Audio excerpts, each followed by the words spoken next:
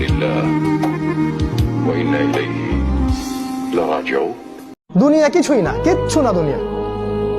সকালে আপনি না থাকলে আপনাকে বিকেলেই এরা মাটি দিয়ে আসবে। চোখ বন্ধ করে চিন্তা করবেন, রাত্রেবেলা আপনি পৃথিবীতে নাই, আপনার স্ত্রী, আপনার সন্তান, আপনার প্রতিষ্ঠান, আপনার সংগঠন, আপনার সবকিছু কি থেমে আছে না চলছে? সব চলবে ভাই, কেউ থেমে থাকবে না, শুধু আমরাই থাকবো না। অতএব আমাদের কবরের চিন্তা আমাদেরকে করতে হবে।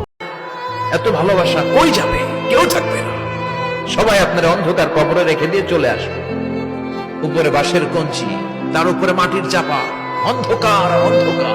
এই অন্ধকার যেন শেষ হতে চায় না, শুধুই অন্ধকার, ঠিক কিনা?